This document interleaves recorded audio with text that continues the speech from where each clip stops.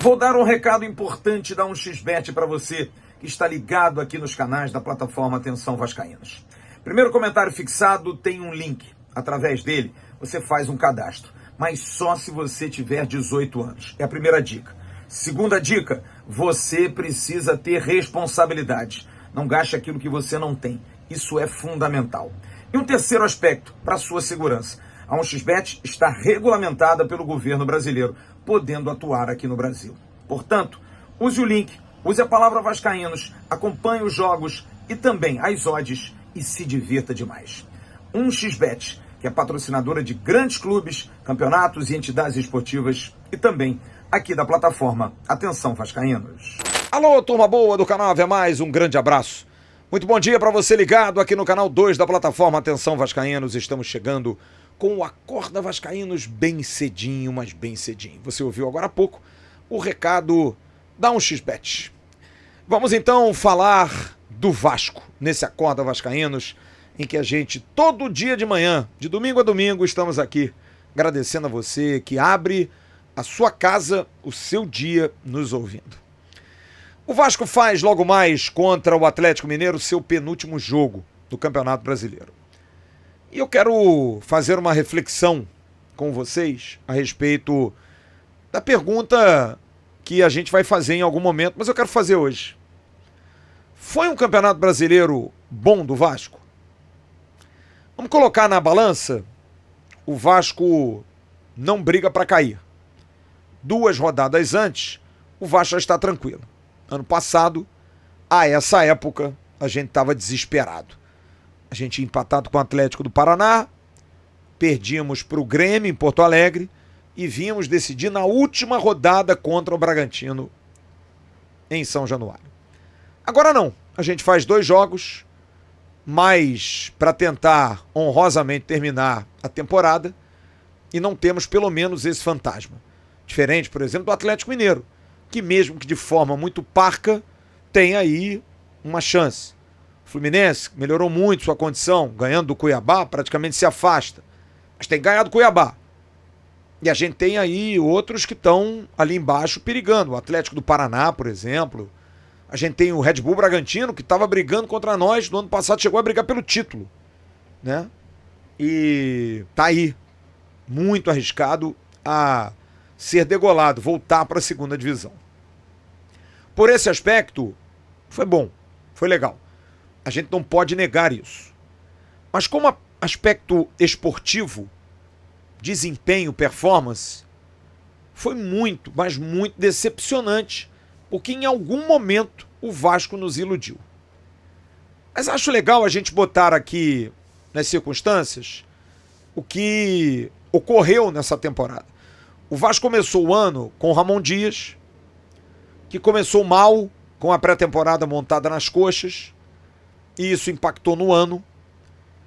O Vasco tinha um treinador que não se dava bem com o diretor executivo, começou cheio de amores, mas depois o negócio degringolou. Ele não conseguiu montar um time como tinha montado em 2023. Perde Paulinho e Jair, jogadores importantíssimos. Ganha reforços que ele não queria, como por exemplo o zagueiro João Vitor. O próprio Adson não era um jogador, apesar dele ter dito e lembrado do Adson, quando ele praticamente estreava no Vasco contra o Corinthians lá em São Paulo, e o Adson jogou bem. O Corinthians goleou o Vasco naquela ocasião por 4-2. Recebe o David, que não era o jogador que ele também esperava, mas mantém bem ou mal ali o Verratti, que começou o ano meio mal. A defesa, que foi melhor no ano passado. Tinha o Medel, que ele dava muitos privilégios. O Maicon, que terminou bem a temporada. O próprio Léo, né, que não era o titular, mas joga o último jogo contra o Bragantino. Ele perde o Peck. Ele perde o Marlon Gomes. 2 jogadores fundamentais, inclusive no último jogo. Marlon até se machuca, mas o Marlon passou a ser importante. E as peças de reposição não são boas. Ele ganha o Sforza, que decepciona. O Peck tem o Adson, que não engrena.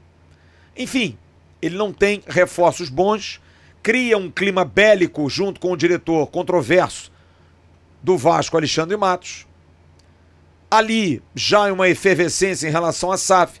O presidente eleito do Vasco, Pedrinho, não consegue se aproximar. O Vasco perde a chance de ir no Campeonato Carioca à final, sendo eliminado pelo Nova Iguaçu. E tem tudo para fazer um Campeonato Brasileiro ruim, muito ruim. Começa vencendo o Grêmio no primeiro jogo. Vence o Grêmio em São Januário e dá aquele ânimo. Mas aí, amigo, perde para o Criciúma de 4-0. E aí já juntou tudo. E há uma briga interna. E segundo informações, é uma versão de cada um, ele pediu demissão. Ele diz que o Vasco demitiu pelas redes sociais. Entra um jovem treinador, que é o Rafael Paiva. Entra ali, faz um trabalho legal, consegue classificar o Vasco na Copa do Brasil contra o Fortaleza. Jogo dificílimo. Fortaleza que tinha chegado à final da Sul-Americana no ano de 23 contra a LDU, inclusive lá em Punta del Este, onde o Vasco fez a pré-temporada. E o Vasco traz um treinador que vinha ali com uma fama de ter feito um ótimo trabalho em Portugal, ter conseguido uma terceira colocação, que era o português da boina, o Álvaro Pacheco. E ali começa uma debacle. O Álvaro Pacheco engrena uma sequência de fracassos, a começar pela estreia, impiedosamente goleado no Maracanã pelo Flamengo por 6-1. Maior vergonha da temporada do Vasco, junto com a eliminação para o Nova Iguaçu. Ele perde para o Juventude, não ganha de ninguém, empata com o Cruzeiro jogando um futebol ridículo. E nesse interim, o Pedrinho derruba como liminar a 777, já sabendo dos percalços. Tinha tudo para dar errado. Tudo. Time mal, briga na justiça, o pseudo-investidor sai, vai brigar. Ninguém tem perspectiva. Mas aí, pinta um jovem. De novo, o Álvaro sai, entra o Rafael Paiva como interino. E o Paiva consegue dar ao Vasco um caminho, uma forma de jogar. Confiança, botando jovens, entusiasmando os jogadores, botando o Adson, botando o David, fazendo o time andar. E o Vasco com Paiva decola. E vive seu melhor momento ali por junho, julho, de uma maneira avassaladora. Torcedor entusiasmado, feliz.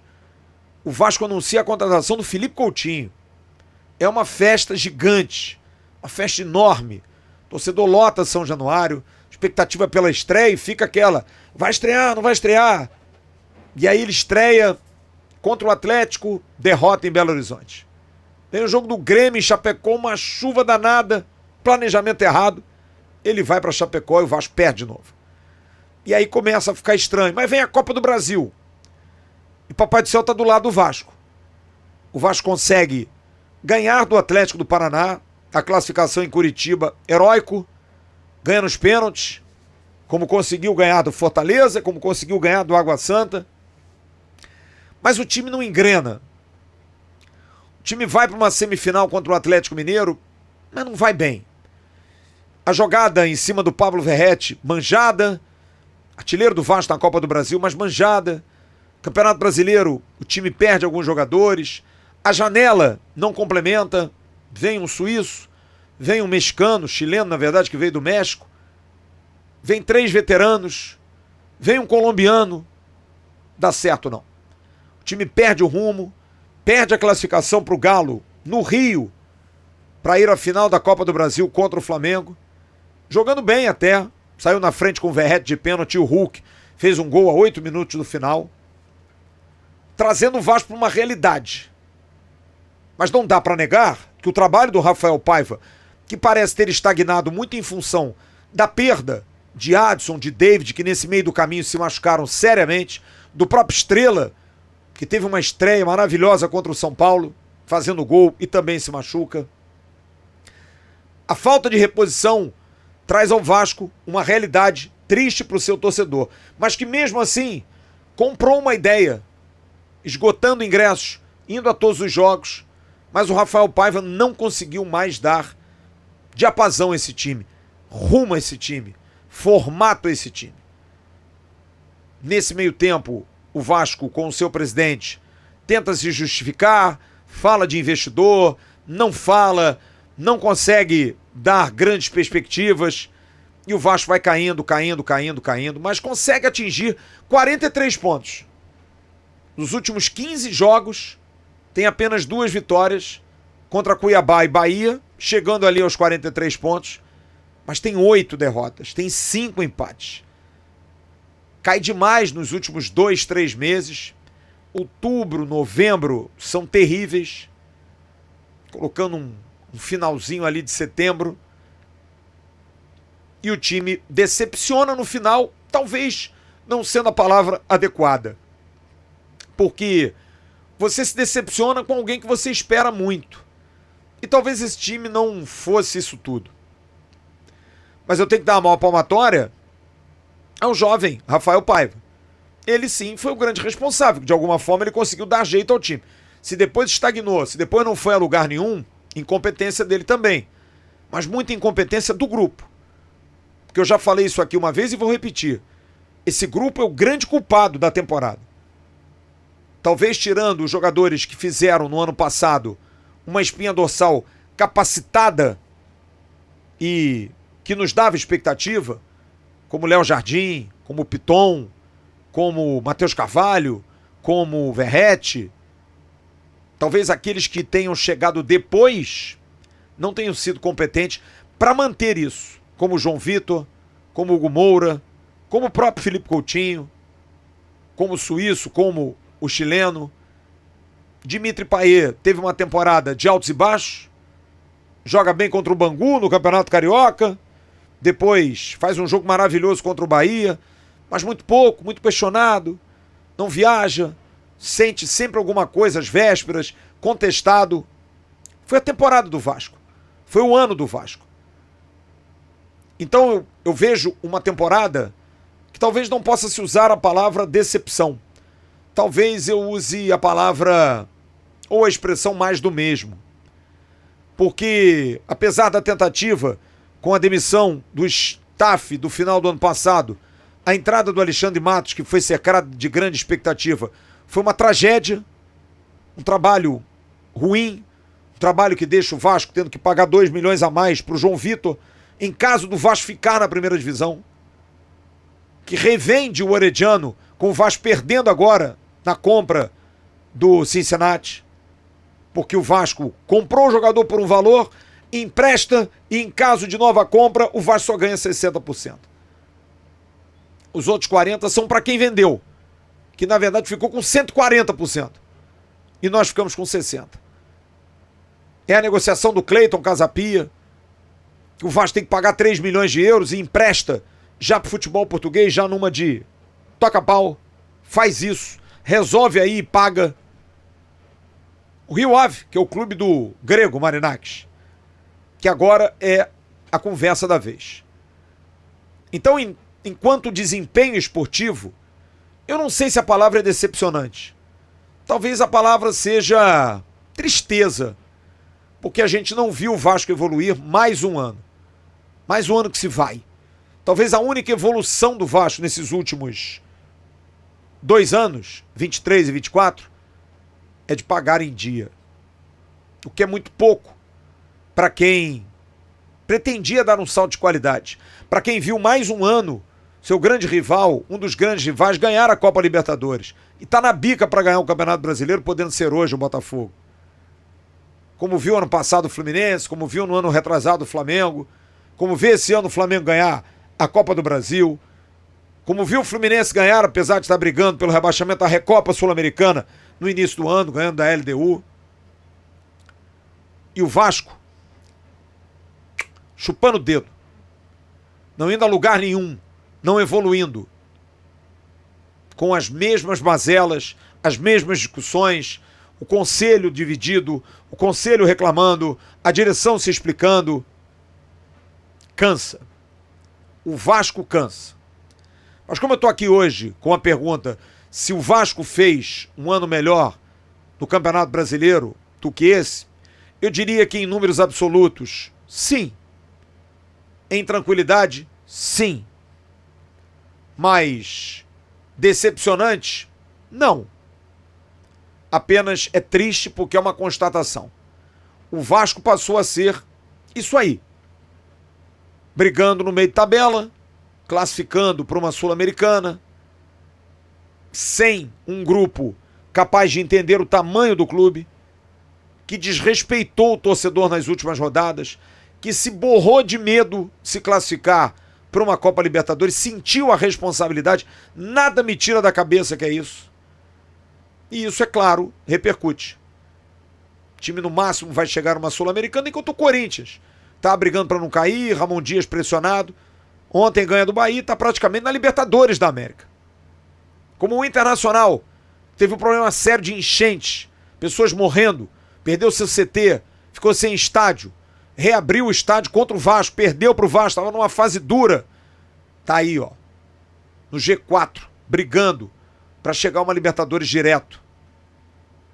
O Grêmio, uma situação complicadíssima, da mesma forma, como o Renato reclamando, jogou em Curitiba, jogou em Chapecó, jogou em Florianópolis. Tá na frente do Vasco. Então, o que a gente precisa pro ano que vem, talvez seja investir em jogadores de maior responsabilidade. Porque é minha opinião. A gente já demitiu muitos treinadores. Não estou aqui mais uma vez defendendo o Rafael Paiva, não.